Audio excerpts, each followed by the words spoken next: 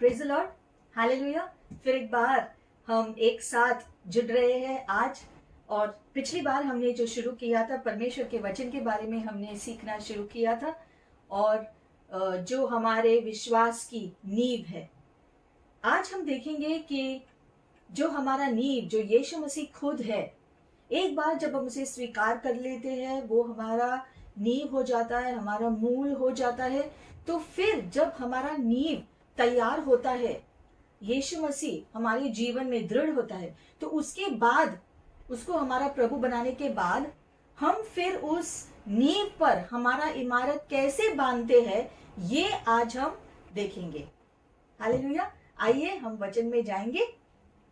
सबसे पहले तो हमने सीखा था पिछली बार कि यीशु मसीह हमारे विश्वास का नींव है, लेकिन वो नींव तभी दृढ़ होगा जब हम परमेश्वर के वचन को पढ़ेंगे और उसे अपने जीवन में लागू भी करेंगे। मतलब कि वचन के अनुसार जब हम अपना जीवन जीना शुरू करेंगे, तब सच में हमारा नींव यीशु मसीह हो जाता है, वो दृढ़ नींव हो जाता है।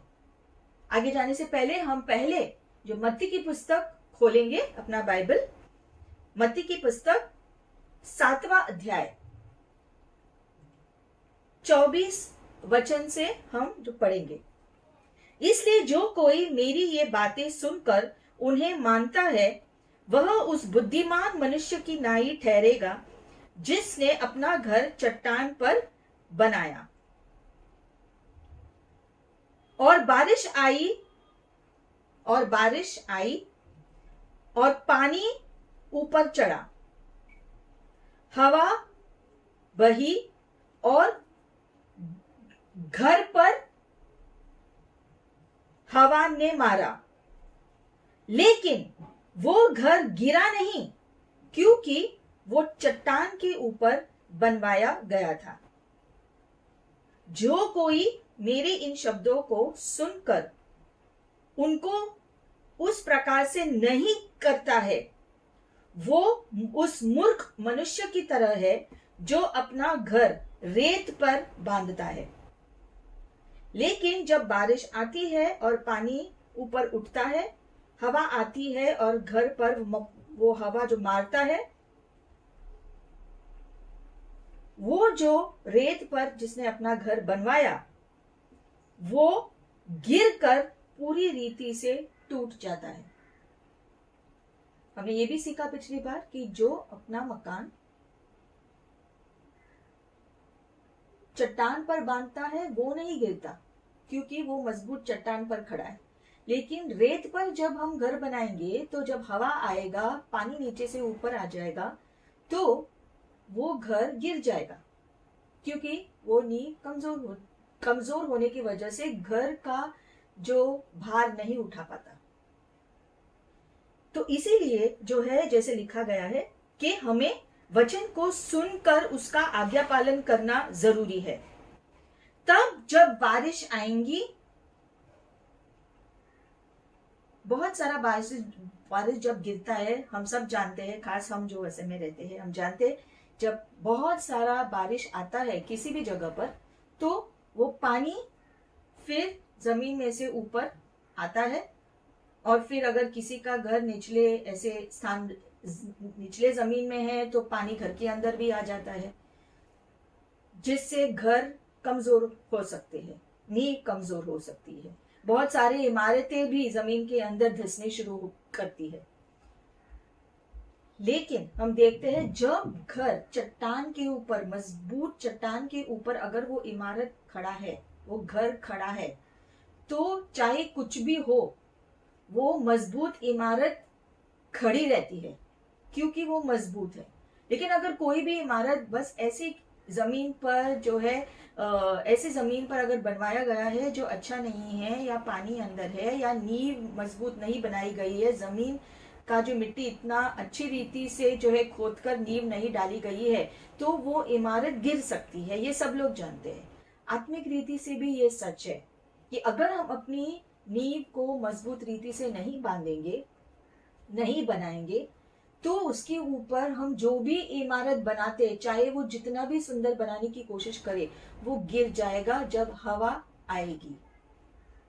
और इसीलिए मजबूत नींव पर मजबूत इमारत बांधना जरूरी है, तब चाहे कुछ भी हो वो इमारत खड़ी रहेगी।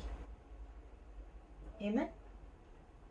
बहुत टाइम हम देखते हैं कि कभी कभी हम देखते हैं कि ये इमारत गिर गया, वो इमारत गिर गया, कुछ जो बहुत सालों की वजह से जो है, कुछ अभी अभी कभी होता है कि एक इमारत जो अभी अभी कुछ साल पहले ही, 4-5 साल पहले ही उसको खड़ा किया है और अभी ही तुरंत गिर गया। क्यों? क्योंकि या तो वो नींव ठीक रीति से नहीं बनाई गई थी, या उसके ऊपर जो इमारत बनाई गई थी उसमें उस मटेरियल में गड़बड़ी थी, उसको ठीक रीति से बनाया नहीं।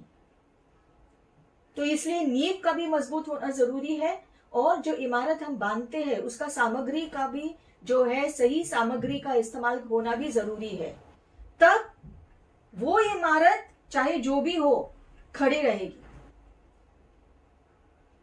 हम जहां पर रहते हैं, हमारे घर के सामने का जो इमारत है, वहां पर जो है बस हमारे खिड़की के ऑपोजिट में ही है वो इमारत, जो हमारे इमारत बनाने से पहले वो इमारत जो बनना शुरू हुआ था।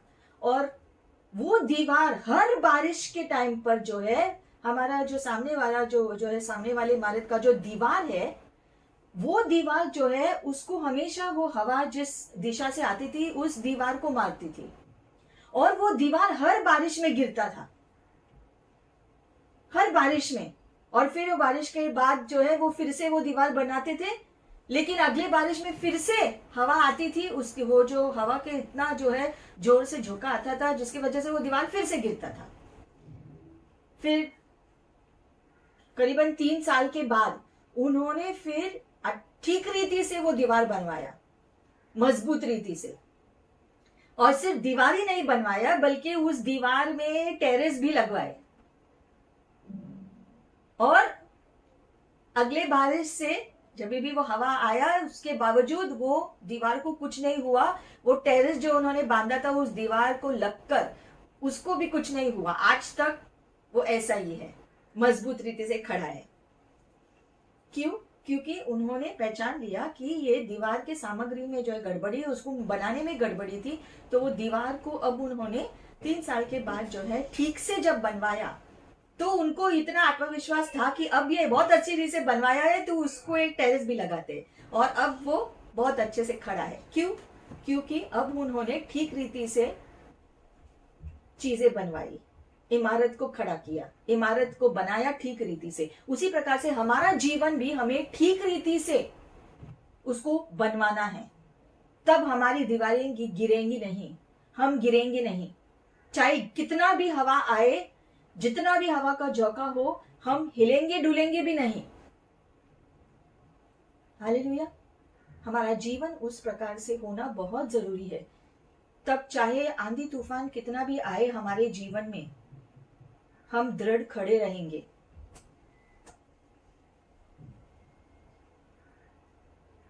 बाइबल हमें चेतावनी देती है। प्रेरितों की पुस्तक 14 अध्याय और 22वां वचन, उसमें लिखा गया है, और चेलों के मन को स्थिर करते रहे और यह उपदेश देते थे कि हमें बड़े क्लेश उठाकर परमेश्वर के राज्य में प्रवेश करना होगा। ऐसा नहीं लिखा है कि शायद करना होगा, लिखा है कि हमको करना ही होगा। मुसीबतों का सामना हमें करना ही होगा, आंधी तूफानों का सामना सबको करना ही है, ये वचन कहता है।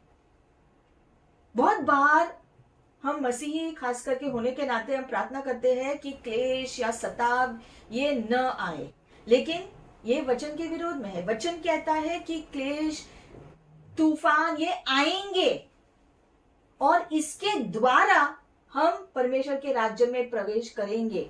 यानी कि परमेश्वर के राज्य में प्रवेश करने के लिए इन आंधी तूफानों का सामना करके उस पे जीतना जरूरी है, तब हम परमेश्वर के राज्य में प्रवेश कर सकते हैं। बस हमने उद्धार पा लिया उतना ही काफी नहीं है। उद्धार पाने के बाद अपने नींव पर दृढ़ खड़े रहना, चाहे परिस्थिति जो भी हो, वो जरूरी है। और इसीलिए जब भी तकलीफें आती है, मुश्किलें आती है, उसमें हमें विजयी होकर निकलना जरूरी है। तब हम परमेश्वर के राज्य में प्रवेश करेंगे। और इसीलिए हम हमेशा कहते हैं, जैसे वचन भी कहता है कि तुम्हारे कार्यों से ही तुम्हारा उद्धार नहीं होता है। पहले तो हमारा नींव यीशु मसीह होना चाहिए और फिर हमारी इमारत को बनाने वाला भी परमेश्वर होना चाहिए।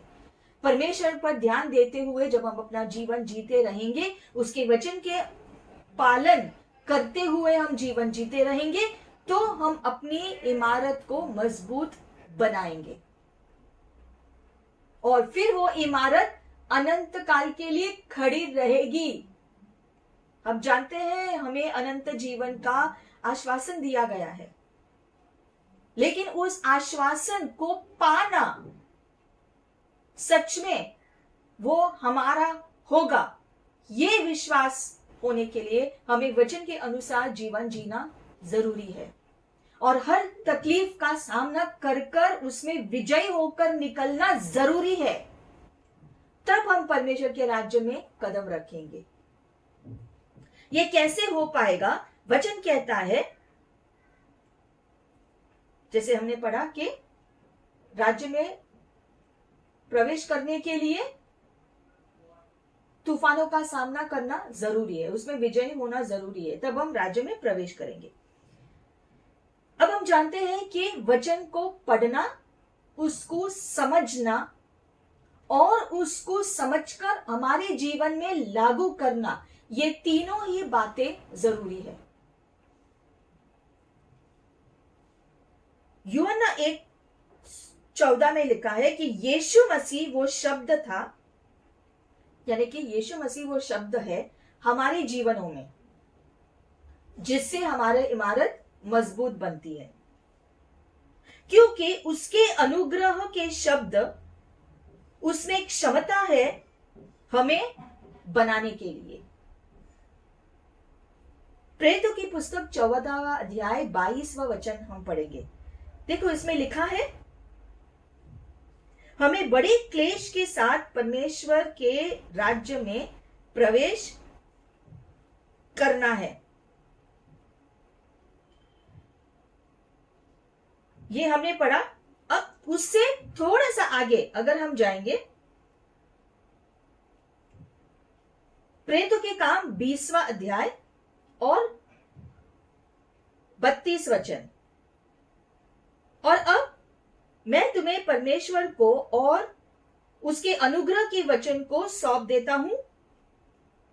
मैं तुम्हें परमेश्वर को और परमेश्वर के वचन को सौंप देता हूं, जो तुम्हारी उन्नति कर सकता है। तुम्हारी उन्नति कौन कर सकता है?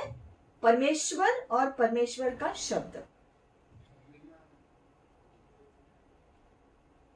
और सब पवित्रों में साझी करके मिरास दे सकता है। क्या लिखा है यहां पर कि परमेश्वर और परमेश्वर का शब्द में क्षमता है तुम्हें वो सब कुछ देने के लिए जो तुम्हारे लिए जरूरी है पाना, ताकि तुम मजबूत बने रहो। हमें अगर मजबूत खड़े रहना है तो हमें परमेश्वर और परमेश्वर के शब्द का जरूरत है।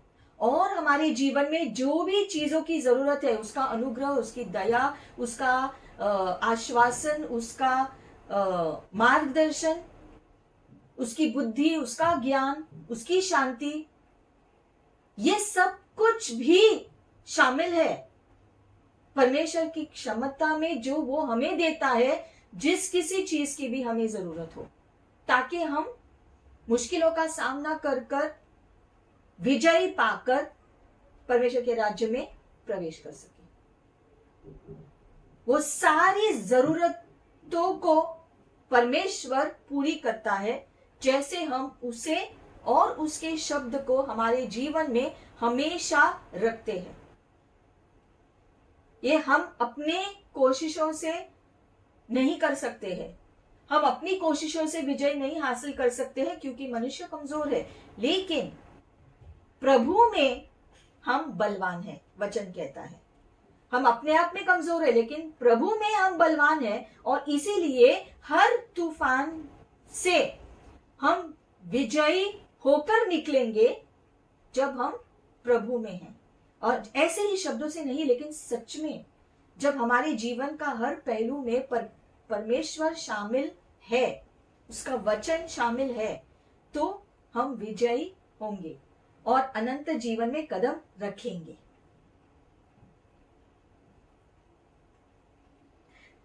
यानी कि प्रेरितों के काम 20 के अनुसार बाइबल पूरी रीति से यीशु मसीह का प्रकटन देता है। यीशु मसीह का प्रकटीकरण, यीशु कौन है, उसका पूरा खुलासा बाइबल हमें देता है, और वचन का पूरी रीति से पालन यीशु मसीह खुद करते हैं। उसके जो भी वादे हैं वो उसको पूरा करते हैं। तो पूरा बाइबल यीशु मसीह का प्रकटन देता है, और यीशु मसीह पूरी रीति से वचन को निभाते हैं। उसका हर वचन सत्य है, क्योंकि वचन खुद यीशु मसीह है। वचन में लिखा गया है कि यीशु मसीह पहले से ही परमेश्वर के साथ थे। वो वचन पहले से ही परमेश्वर के साथ थे, पहले से ही वो वचन परमेश्वर के साथ अस्तित्व में थे, शुरू से ही,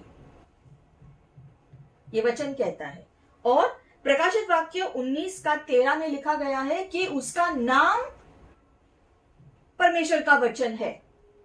यीशु मसीह का नाम ही परमेश्वर का वचन है। यानी कि यीशु मसीह का वचन, जो लिखित वचन है परमेश्वर का लिखित वचन बाइबल है, और परमेश्वर का व्यक्तिगत वचन यीशु मसीह है। हमें दोनों की जरूरत है। परमेश्वर का वचन भी जरूरत है, लिखित वचन का भी जरूरत है, और परमेश्वर का व्यक्तिगत वचन जो हमसे वो रोज कहता है, हमसे बातें करता है, यीशु मसीह के साथ जो हम बातें करते हैं रोज, उसका व्यक्तिगत वचन, दोनों ही हमारे लिए जरूरी है।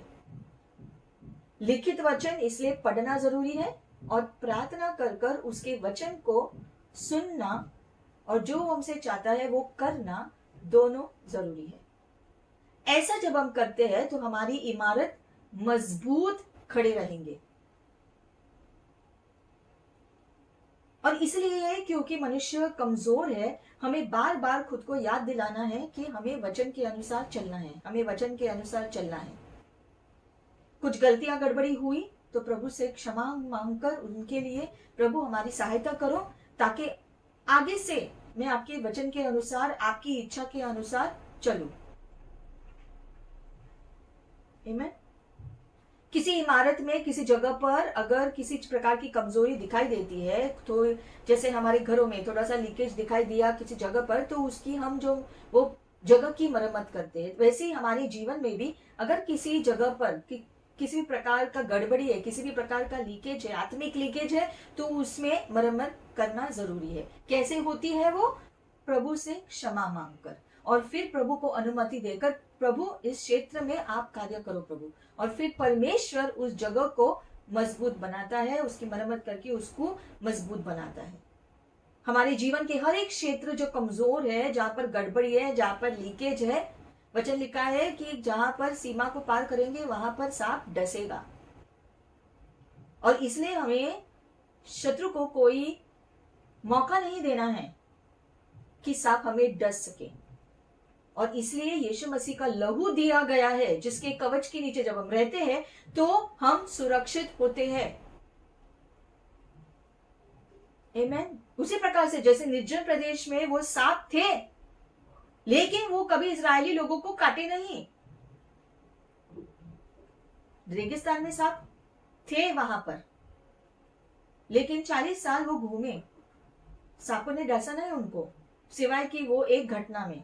और फिर जब वो उस क्रूस की तरफ देखते थे, वो उस खंबे की तरफ देखते थे, तो जो देखते थे वो ही जो बच जाते थे। उसी प्रकार से जो यीशु मसीह की क्रूस की तरफ देखते हैं वो बच जाते हैं, वो ही बच जाते हैं। जब हम यीशु मसीह के लहू के नीचे, लहू के कवच के नीचे रहते हैं, तो कोई सांप हमें डस नहीं सकता है।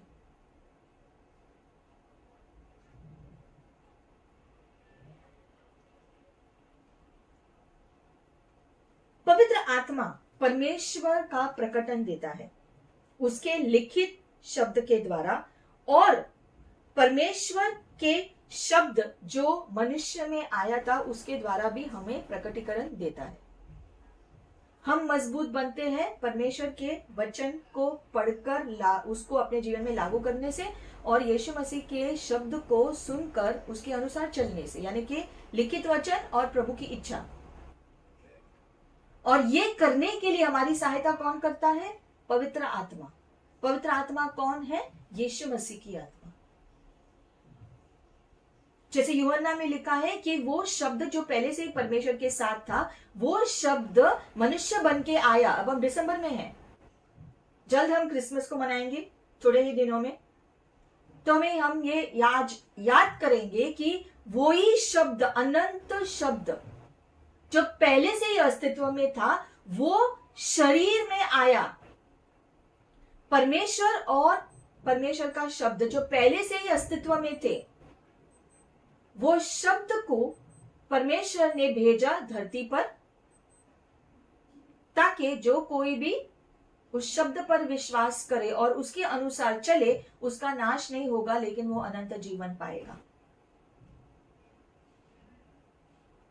आमीन। तो विश्वासी का जो रिश्ता जो बाइबल के साथ है, वो ही रिश्ता यीशु मसीह के साथ भी होना जरूरी है।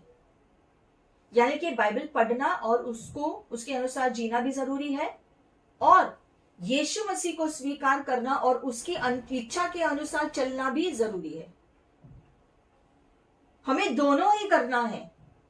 ऐसा नहीं कि बाइबल पढ़ा तो प्रार्थना नहीं किया, या फिर प्रार्थना किया तो बाइबल नहीं पढ़ा। नहीं, दोनों ही जरूरी है, क्योंकि एक परमेश्वर का लिखित वचन है और एक परमेश्वर का व्यक्तिगत वचन है हमारे लिए। लिखित वचन जो हमारा सामान्य रीति से मार्गदर्शन करता है, और परमेश्वर का व्यक्तिगत वचन जो हमें हर कदम पर अलग अलग चीजों में स्पष्टीकरण से हमारा मार्गदर्शन करता है। हमें दोनों की जरूरत है। अब आगे हम देखेंगे यूहन्ना 14 में 19 से 23वें वचन में अगर हम जो पढ़ेंगे, तो इसमें जो है यहां पर लिखा गया है,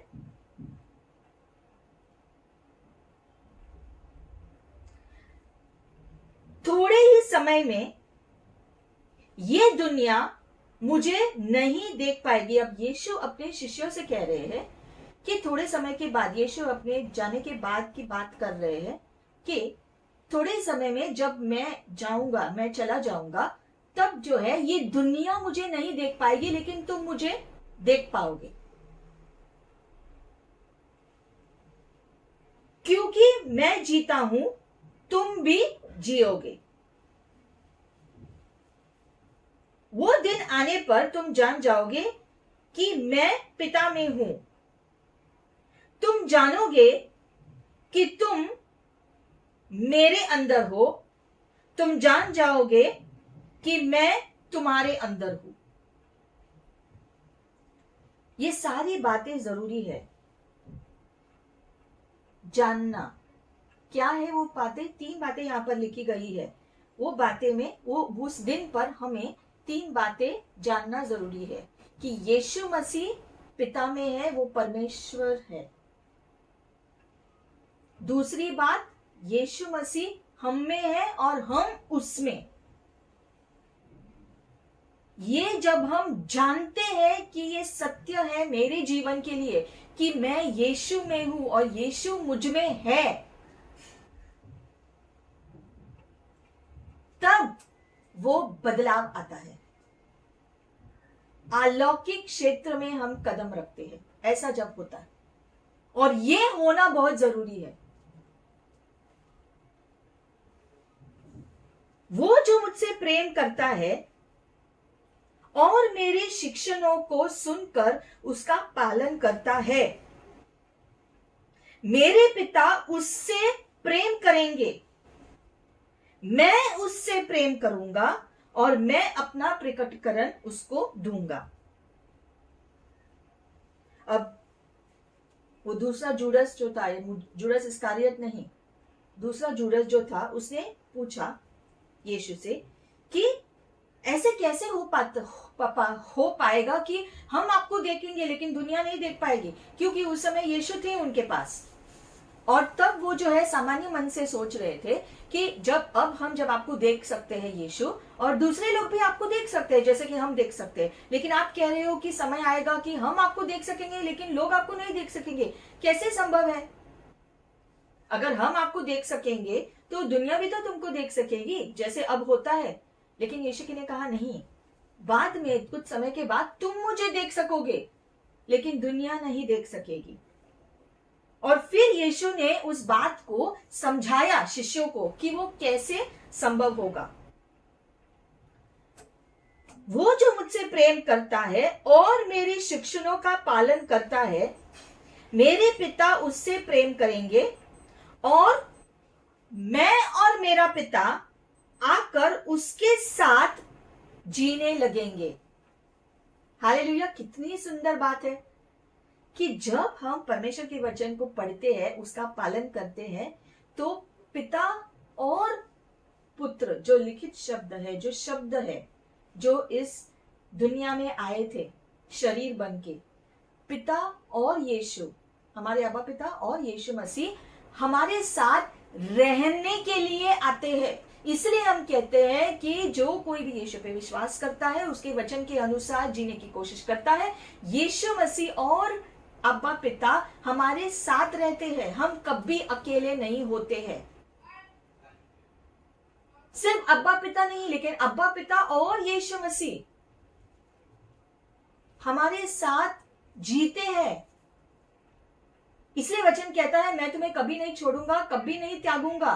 परमेश्वर हमारे साथ जीते हैं हर पल, दिन को, रात को, हमेशा वो हमारे साथ है। सिर्फ ये कि हमारी ये आंखें यीशु को नहीं देख सकती है, ये शरीर की आंखें नहीं देख सकती है, जब तक कि हम उस स्तर पर नहीं पहुंचे। जब हम आत्मिक उस ऊंचे स्तर पर पहुंचेंगे और हमारी आत्मिक आंखें प्रभु खोलेंगे उसको देखने के लिए इन आंखों से, तो हम देख सकेंगे। आत्मिक आंखें भी होती है जो प्रभु खोलते हैं उसके इच्छा के अनुसार। ये हम कभी दूसरे शिक्षण में देखेंगे। बाइबल में कई जगह पर ऐसे लिखा है जहां पर परमेश्वर ने उनकी आंखों को, आत्मिक आंखों को खोला, जिससे जो है उन्होंने आत्मिक क्षेत्र में भी चीजों को देखा, आत्मिक चीजों को देखा जो इन शारीरिक आंखों से वो नहीं देख सकते। जैसे हेगार ने वो उस कुएं को देखा जब परमेश्वर ने उसकी आंखों को खोला, लेकिन वो कुआं था नहीं वहां पर उसके शारीरिक आंखों को देखने के लिए।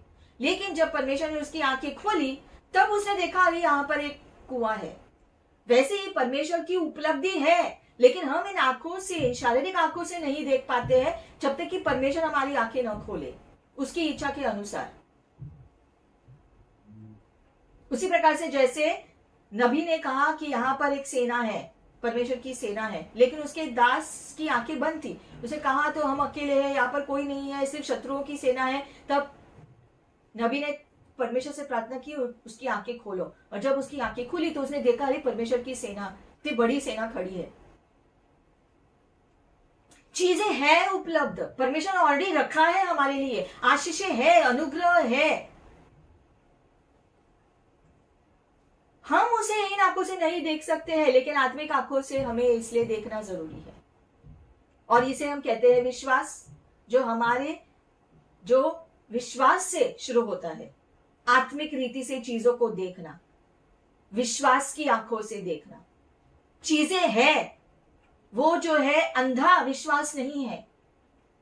चीजें है, वो सच में चीजें है, और ये हमारा सत्य का विश्वास है, सिर्फ कल्पना का विश्वास नहीं, सत्य का विश्वास है। क्योंकि परमेश्वर और यीशु मसीह हमारे साथ जीते हैं। परमेश्वर जो सृष्टि करता है वो हमारे साथ जीते हैं। तो क्या असंभव है हमारे लिए? कुछ भी नहीं, अगर पिता और पुत्र हमारे साथ जीते हैं तो। और कैसे जीते हैं? अभी हमने पढ़ा, वचन में लिखा है, अगर तुम मेरा शब्द को पढ़ोगे और उसके अनुसार पालन करोगे तो मैं तुम्हारे साथ रहने आऊंगा।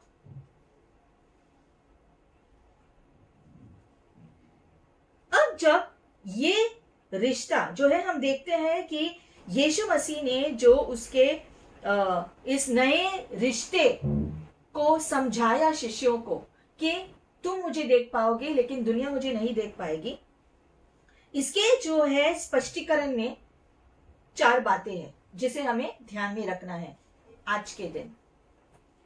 सबसे पहले, जब हम परमेश्वर के शब्द का पालन करते हैं तो हम यीशु मसीह के शिष्य हैं। ये दिखाई देता है कि हम यीशु मसीह के शिष्य बनते हैं, यानी कि दुनिया के बाकी लोगों से अलग हो जाते हैं, क्योंकि वो लोग वचन के बारे में नहीं जानते हैं, वचन का पालन करना जरूरी है ये नहीं जानते हैं। लेकिन हम जो वचन के अनुसार जीते हैं अपना जीवन, हम खुद को दुनिया के लोगों से अलग करते हैं, क्योंकि हम वो लोग हैं अब जो परमेश्वर का आज्ञा का पालन करते हैं। कुछ लोग कहते हैं अरे करो ना, क्या होता है? तो हम कहते नहीं, परमेश्वर का वचन हमें ऐसा ऐसा कहता है और हमें उसका पालन करना है, वचन के अनुसार हमें इस प्रकार से जीना है। हमको अलग बनाता है लोगों से, दुनिया के लोगों से हम अलग हो जाते हैं क्योंकि हम वचन के अनुसार जीना शुरू करते हैं। तो सबसे पहले हम दुनिया के लोगों से अलग हो जाते हैं क्योंकि हम वचन के अनुसार जीते हैं, दुनिया के अनुसार नहीं। दूसरी बात, जब हम परमेश्वर के शब्द को रखते हैं, उसका पालन करते हैं, तो लिखा गया है यहां पर कि परमेश्वर का प्यार कितना है हमारे हृदय में, शिष्य के हृदय में परमेश्वर के लिए कितना प्यार है, ये इसकी जो परख होती है। कैसे? वचन का पालन करने से। जब हम वचन का पालन करते हैं, इससे दिखाई देता है कि हम परमेश्वर से कितना प्यार करते हैं। अगर वो प्यार है ही नहीं तो वचन को पढ़ा आएगी नहीं। लेकिन जब हम वचन को पढ़ते हैं, उससे प्रभु भी देखता है कि उसके लिए हमारे हृदय में परमेश्वर के लिए प्यार है, उसकी परख होती है। अगर हम बाइबल नहीं पढ़ते हैं तो हम जांचेंगे हमारे हृदय को कि क्या हम सच में परमेश्वर से प्यार करते हैं, और अगर नहीं करते हैं उतना तो परमेश्वर से प्यार करना शुरू करेंगे। और उसके लिए यीशु मसीह के क्रूस का मूल्य जानना जरूरी है।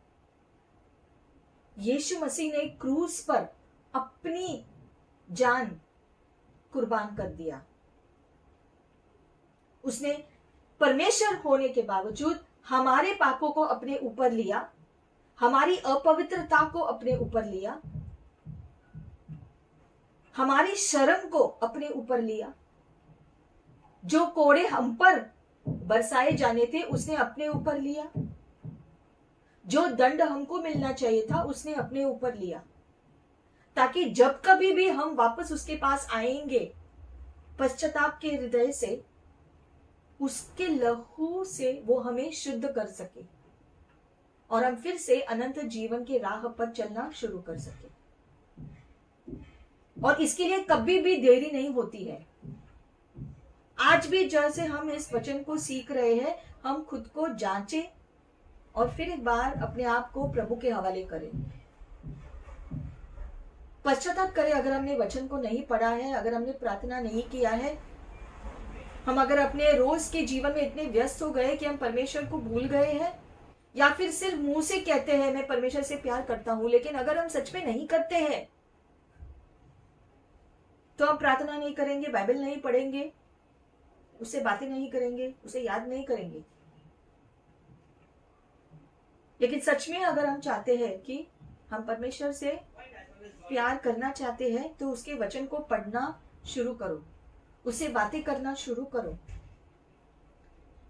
बाइबल रीडिंग और प्रार्थना बहुत जरूरी है।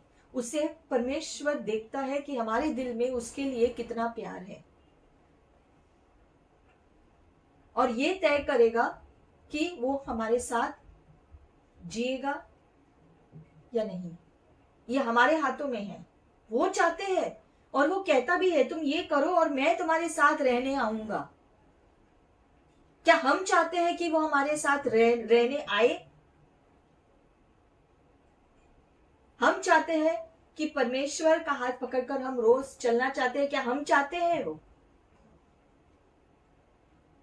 अगर हम चाहते हैं तो हम उसका वचन पढ़ेंगे और उसकी इच्छा के अनुसार चलेंगे।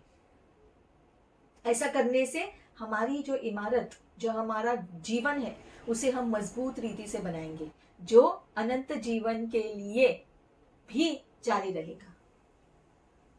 और इसीलिए तो हम जो मसीह बने हैं, सिर्फ नाम के लिए नहीं। यीशु मसीह ने अपना लहू बहाया इस कारण के लिए कि हम अनंत जीवन में प्रवेश करें, इसलिए नहीं कि दुनिया में टाइम पास करना है। हमें अपने जीवन को गंभीरता से लेनी है, क्योंकि हमको अलग किया गया है दुनिया के लोगों से। क्या आप जानते हैं कि आपका जीवन अलग किया गया है दुनिया के लोगों से? और क्या उसके अनुसार आप जीते हो? अगर नहीं तो आज से ही हम शुरू करेंगे जीना परमेश्वर की इच्छा के अनुसार, उसके वचन के निर्देशन के अनुसार, यीशु मसीह जो हमसे चाहते हैं वो करने के अनुसार।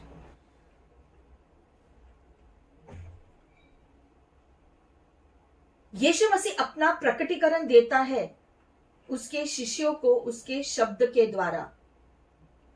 जैसे हम उसके शब्दों को पढ़ते हैं, यीशु मसीह हमें उसका प्रकटीकरण देता है। जितना हम शब्द को पढ़ते हैं उतना ज्यादा हमको परमेश्वर का प्रकटीकरण मिलता है, कि परमेश्वर के बारे में और ज्ञान हम प्राप्त करते हैं और समझ हम प्राप्त करते हैं कि परमेश्वर आप ऐसे भी हो। परमेश्वर, हाँ सच में आप ऐसे भी हो, आप ये भी करते हो हमारे लिए। जितना वचन को पढ़ते हैं हम, उसके लिखित शब्द को पढ़ते हैं, उतना यीशु मसीह का व्यक्तित्व हमारे लिए सच्चा होता जाता है। उससे हमारी आत्मिक इमारत और मजबूत होता जाता है।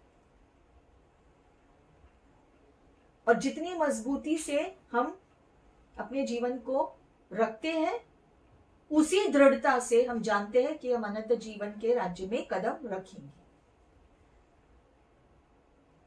और यह आसान नहीं है, ये भी वचन कहता है। लेकिन फिर भी हमें वो 5 बुद्धिमान स्त्रियों की तरह होना है जिन्होंने अपने कटोरे में तेल रखा। उन 5 मूर्ख स्त्रियों की तरह नहीं होना है जिन्होंने कटोरी तो लिया लेकिन तेल नहीं लिया काफी, ताकि वो पूरी रात उस दिए को जलाते हुए रहे। हमें अपने दिए को बुझने नहीं देना है, उसे जलाओ और एक्स्ट्रा तेल भी रखो। यीशु मसीह के आने तक हमें हमारा दिया जलता हुआ रहना चाहिए, तब हम परमेश्वर के राज्य में प्रवेश करेंगे। अगर हमारा तेल जल नहीं रहा है उसके आने के टाइम पर, तो हम अंदर नहीं जाएंगे उसके राज्य में। और ये बहुत ही गंभीर बात है।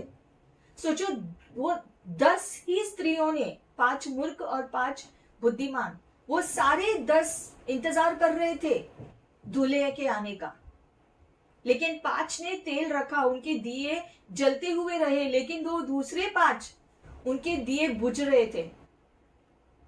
अपने दिए को बुझने मत देना। जरूरी है कि आपका दिया हमेशा जलता हुआ रहे, ताकि दूल्हे के आने के समय आपका दिया जल रहा हो और आप दूल्हे के साथ जा सको।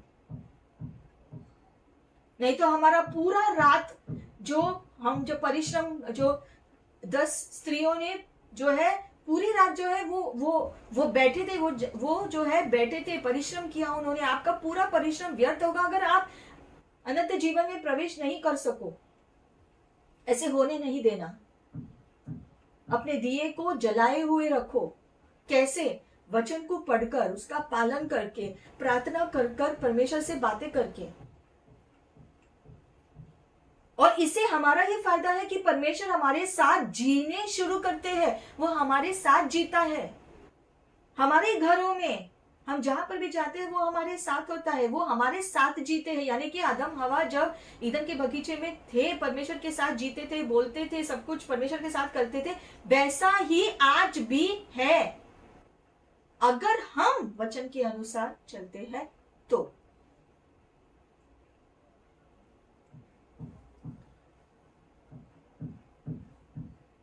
इसलिए लिखा है, पिता और पुत्र शिष्य के जीवन में प्रवेश कर कर उनके घरों में उनके साथ रहते हैं उसके वचन के द्वारा। 1 यूहन्ना 2:4 और 5 में लिखा गया है, वो लोग जो कहते हैं कि मैं परमेश्वर को जानता हूं लेकिन मेरे आज्ञा का पालन नहीं करते। अगर कोई कहता है कि मैं परमेश्वर को जानता हूं लेकिन वो खुद अगर वचन का पालन नहीं करता है तो वो झूठा है और सत्य उसके अंदर नहीं है। जैसे हमने जो वचन को पढ़ा अभी, कि जब हम वचन का पालन करते हैं तो वो हमारे साथ जीता है। यानी कि जब हम वचन का पालन नहीं करते हैं वो हमारे साथ हमारे अंदर नहीं जीता है। वचन कहता है हमारा शरीर पवित्र आत्मा का मंदिर है, वो हमारे अंदर जीता है जब हम उसका पालन करना जारी रखते हैं, उसका वचन का पालन करना जारी रखते हैं, तब वो हमारे अंदर जीना शुरू करता है। अगर हम मुंह से कहते हैं कि हम उसे जानते हैं लेकिन उसके वचन के अनुसार जीते नहीं हैं तो वो हमारे अंदर नहीं होता है, हम झूठे हैं, सत्य हमारे अंदर नहीं होता है। लिखा गया है इस वचन में कि सत्य हमारे अंदर नहीं होता है। सत्य यानी कौन? यीशु मसीह।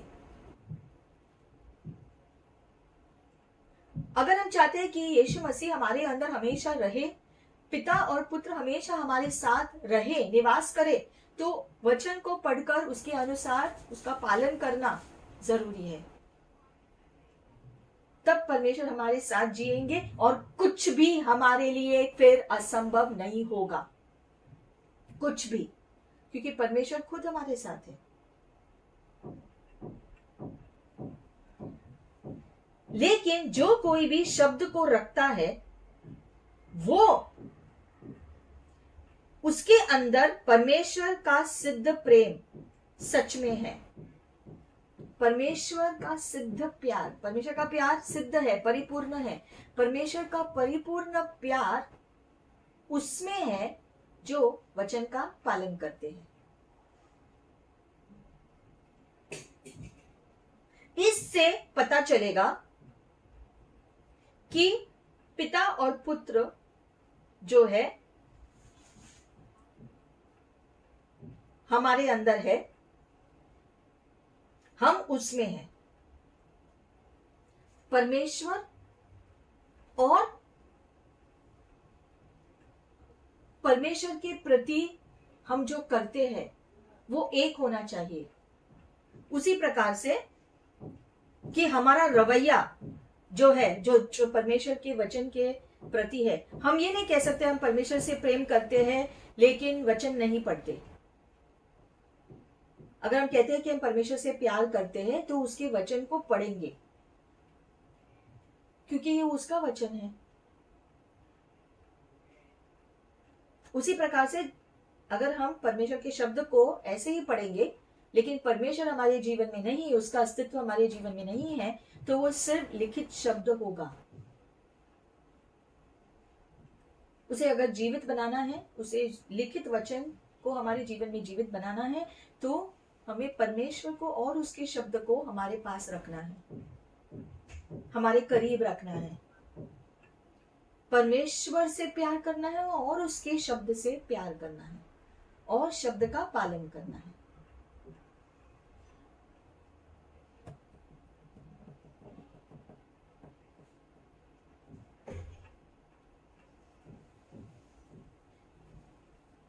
अगर कोई पूछेगा कि परमेश्वर आपके जीवन में कितने मायने रखता है, तो आप क्या जवाब दोगे?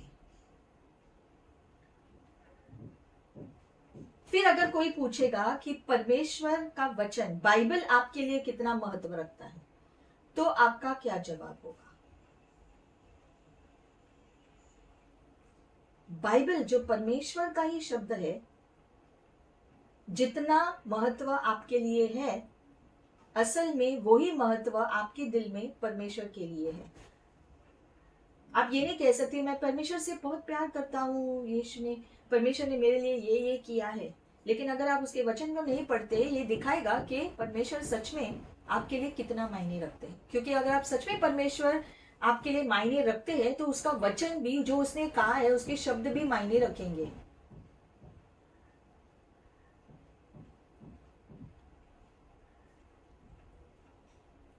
परमेश्वर हमसे अलग अलग प्रकार से बात करते हैं, ये भी हम जानते हैं। दर्शन से, स्वप्नों से परमेश्वर हमसे बात करते हैं, भविष्यवाणियों से हमसे बात करते हैं। अलग अलग प्रकार से परमेश्वर हमसे बात करते हैं, लेकिन उन सभी को वचन से तालमेल होना जरूरी है। आजकल बहुत सारे शिक्षण भी होते हैं, बहुत सारी चीजें लोग कहते हैं, हमें उन सब वचनों को, उन सब चीजों को भी वचन के साथ तुलना करना है कि वो वचन के साथ तालमेल रखता है कि नहीं। अगर वो वचन के साथ तालमेल नहीं करता है, अगर वो वचन से अलग चीजें बताता है, तो उसे हमें नहीं स्वीकार करना है। हमें बहुत ध्यान देना है, खास करके आजकल के दिनों में, जब हम अंतिम दिनों में जी रहे हैं।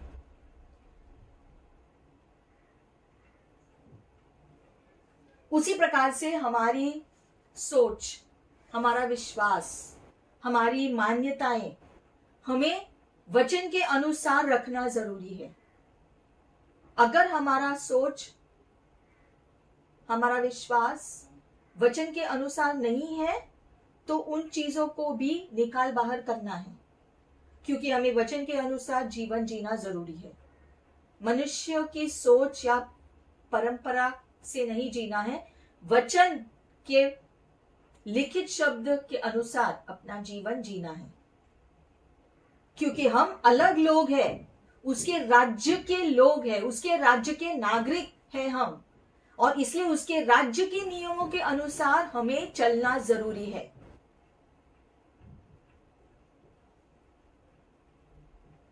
अगर हमें परमेश्वर के राज्य में सच में अनंत जीवन में कदम रखना है, तो अगर कोई अपना जीवन वचन के अनुसार नहीं चलाता है, यशायाह 8:20 में लिखा है कि अगर कोई अपना जीवन वचन के अनुसार नहीं चलाता है, तो वो अभी भी अंधकार में जी रहा है और उसके अंदर कोई प्रकाश नहीं है। और इसीलिए लिखित शब्द और परमेश्वर की आत्मा का निर्देशन, यीशु मसीह के द्वारा हमारा जो निर्देशन होता है पवित्र आत्मा से, उसका पालन करना बहुत जरूरी है। वचन और पवित्र आत्मा दोनों ही साथ साथ चलते हैं। लिखित वचन भी और पवित्र आत्मा भी, पवित्र आत्मा का कार्य, दोनों साथ साथ चलना जरूरी है। और इसलिए जब हम सेवकाई भी करते हैं, दूसरों के लिए प्रार्थना करते हैं, दूसरों को चीजें समझाते हैं, वो भी वचन के अनुसार होना चाहिए और पवित्र आत्मा के निर्देशन के अनुसार भी होना चाहिए। तब वहां पर सामर्थ आता है। जब वो वचन के अनुसार हो, हमारी बातें भी वचन के अनुसार हो और पवित्र आत्मा के निर्देशन से हो, वहां पर परमेश्वर का सामर्थ का प्रकटीकरण होता ही है। चाहे वो सामान्य हमारा जो वार्तालाप भी हो, जो बातचीत हो, उसमें भी सामर्थ दिखाई देगा। जब वहां पर वचन के अनुसार बातें हो रही हो और परमेश्वर के आत्मा के निर्देशन के अनुसार बातें हो रही हो, तभी भी हम देखते हैं वहां पर परमेश्वर का उपस्थिति और सामर्थ महसूस होता है। क्योंकि उसका वचन और पवित्र आत्मा का निर्देशन जब कभी भी किसी भी जगह पर या किसी भी चीज में शामिल होता है, परमेश्वर का सामर्थ का प्रकटीकरण होता है।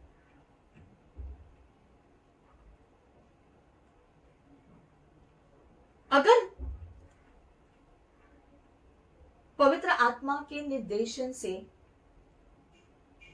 हम चीजें नहीं करते हैं, अपनी कोशिशों से करते हैं, लेकिन पवित्र आत्मा के निर्देशन से या पवित्र आत्मा के अगुवाई से नहीं करेंगे, तो हम जितनी भी कोशिश करेंगे अपने परिश्रम से वो व्यर्थ होगा।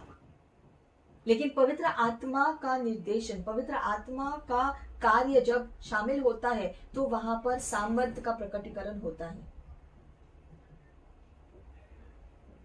अगर आप चाहते आपके जीवन से, आपके बातचीतों में, आपके जो भी आप करते हैं उसमें अगर परमेश्वर का सामर्थ्य आपको देखना है, तो वहां पर परमेश्वर का वचन का अनुपालन होना है और परमेश्वर की आत्मा का प्रकटीकरण के लिए भी अनुमति देना है, तब परमेश्वर का सामर्थ्य दिखाई देगा। वचन के अनुसार जीना और पवित्र आत्मा के अनुसार पवित्र आत्मा को अनुमति देना, करना हमारी कोशिश से नहीं, पवित्र आत्मा का प्रकटीकरण। लोग देखेंगे कि यहां सामर्थ्य है। उदाहरण के तौर पर जब मनुष्य कुछ भी कहता है, जैसे मैंने कहा पिछली बार की, जब हम बात करते हैं तो शब्दों के साथ श्वास भी बाहर निकलता है ना। उसी प्रकार से वचन में लिखा है कि सृष्टि को बनाने के वक्त परमेश्वर ने मुंह से शब्द कहे और उसका श्वास ने सृष्टि को उत्पन्न किया। यानी कि परमेश्वर का शब्द और उसका श्वास, पिता, पुत्र जो शब्द है और पवित्र आत्मा जो श्वास है, तीनों का कार्य शामिल था सृष्टि को बनाने में। परमेश्वर ही है, परमेश्वर ने सृष्टि को बनाया। कैसे? उसके शब्द को कहकर और श्वास जो उसके अंदर से निकला। आमीन। उससे सृष्टि उत्पन्न हुई। उसी प्रकार से जब हम परमेश्वर के लिखित शब्दों को अपने मुंह से बोलते हैं और आत्मा का, पवित्र आत्मा का श्वास भी आता है, तो किसी भी चीज का सृष्टि हो सकता है आपके द्वारा, क्योंकि परमेश्वर आपके अंदर, आपके साथ रह रहे हैं। अगर परमेश्वर आपके साथ रह रहे हैं क्योंकि आप वचन का पालन करते हैं, परमेश्वर आपके साथ रह रहे हैं, तो जब आप लिखित वचन को, बाइबल के शब्दों को अपने मुंह से कहते हैं और उसके साथ आत्मा का श्वास भी है, तो वहां पर किसी भी चीज की सृष्टि होगी। और इसलिए वचन कहता है कि आपके लिए कुछ भी असंभव नहीं होगा, आपकी सारी जरूरतें पूरी हो जाएंगी, क्योंकि वचन में सामर्थ्य है जब पवित्र आत्मा का श्वास भी उसमें शामिल है। हालेलुया। आज से बाइबल हम पढ़ेंगे और लिखित शब्द को मुंह से बोलने के साथ साथ पवित्र आत्मा का श्वास भी उसमें होगा, ये देखेंगे। कैसे होगा? जब हम सच में वचन का पालन करेंगे, वचन को पढ़ेंगे, उसके अनुसार करेंगे। यीशु मसीह का व्यक्तिगत वचन जो है, जो वो हमसे चाहता है वो सुनकर करना, ये जब हम करेंगे तो वचन में लिखा है हम लोगों से अलग हो जाएंगे। हमारा प्यार परमेश्वर के लिए उसकी परख होगी कि हम सच में परमेश्वर से प्यार करते हैं। यीशु मसीह का प्रकटीकरण हमारे जीवन के द्वारा होगा। और चौथी बात, पिता और पुत्र हमारे साथ जीना शुरू करेंगे। तब हमारे लिए कुछ भी असंभव नहीं होगा और जो भी हम मांगेंगे यीशु मसीह के नाम से वो हो जाएगा। हालेलुया। दुनिया को जरूरत है मदद की और हम उनकी मदद कर सकते हैं जब हम इस स्थान पर आएंगे कि हम अपनी जीवन का इमारत इस रीति से मजबूत बनाएंगे तो हम दूसरों को शरण दे पाएंगे। अगर हमारा ही इमारत जो हम बांध रहे, अगर वो कमजोर होगा तो उसमें हम दूसरों को निवास कैसे करने दे सकते हैं? हमारा इमारत, हमारा जीवन दूसरों के लिए आशीष हो सकता है जब वो मजबूत हो, और वो यीशु मसीह में मजबूत हो सकता है, उसके वचन में मजबूत हो सकता है। आज से परमेश्वर के वचन को पढ़ेंगे, वचन को सीखो कि क्या कह रहा है, समझने की कोशिश करो, पवित्र आत्मा से मदद मांगो कि वचन क्या कह रहा है, प्रभु आपकी इच्छा क्या है। और जब प्रभु आपसे कुछ कहते हैं, आप जानते हैं अपने दिल में प्रभु आपसे ये चाहते हैं, तो आप वो करो और आप देखो परमेश्वर की आशीषें बहुतायकता से आएंगी, क्योंकि वचन में लिखा है कि वो तुम्हारे साथ रहने आएगा। और फिर आप चीजों को समझने लगोगे, आप जानने लगोगे कि परमेश्वर मुझसे ये चाहते हैं, ये इसकी जो परख आपको होना शुरू हो जाएगा। और जैसे जैसे इसमें आप बढ़ने लगोगे, आपकी इमारत और ज्यादा मजबूत होने लगेगी, और फिर आप दूसरों को भी शरण दे पाओगे, दूसरों की मदद कर पाओगे, यानी कि आप भी आशीषित होंगे और आपके द्वारा दूसरे भी आशीषित होना शुरू करेंगे। हालेलुया। यह है आज का वचन। हम अपनी इमारतों को मजबूत रीति से बांधेंगे परमेश्वर के वचन पर और परमेश्वर के व्यक्तिगत रिश्ते के साथ। आइए प्रार्थना करेंगे। पिता, हम धन्यवाद करते हैं आपके वचन के लिए प्रभु। आज के इस वचन के द्वारा आपने हमसे बात किया प्रभु, धन्यवाद।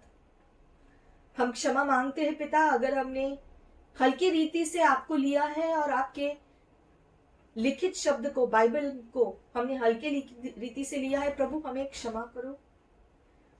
आज से प्रभु हम अपना जीवन आपके हवाले करते हैं। आप हमें मार्गदर्शन करो प्रभु कि हमें क्या करना है। पवित्र आत्मा, आप हमें याद दिलाओ प्रभु, ताकि हम आपकी इच्छा के अनुसार चीजें करना शुरू करें। दुनिया के तौर तरीकों को नकार कर आपके राज्य के अनुसार, राज्य के नियमों के अनुसार हम चलना शुरू करें। इसके लिए हमारी सहायता करो प्रभु, हमें आप सिखाओ। हम अपना जीवन, हमारा परिवार, हमारा व्यवसाय, हमारी नौकरियां, हमारे बच्चे, हमारे माता पिता, सब कुछ जो हमारे जीवन से जुड़ी हुई है प्रभु, हमारी सारी जरूरतें, सब कुछ, हमारी सारी परेशानियां, हम सब कुछ समर्पण करते हैं प्रभु, आपके हवाले करते हैं प्रभु। आप हमारे राजा हो, आप हमारे प्रभु बनो, आप हमारा निर्देशन करो प्रभु। और जैसे हम बाइबल को पढ़ेंगे प्रभु, मैं प्रार्थना करती हूं कि आप हम सबको निर्देशन करो प्रभु। आप हमें समझाओ पवित्र आत्मा कि लिखित शब्द हमसे क्या कह रहा है, और हमारा मार्गदर्शन करो कि हम उसके अनुसार कैसे चले।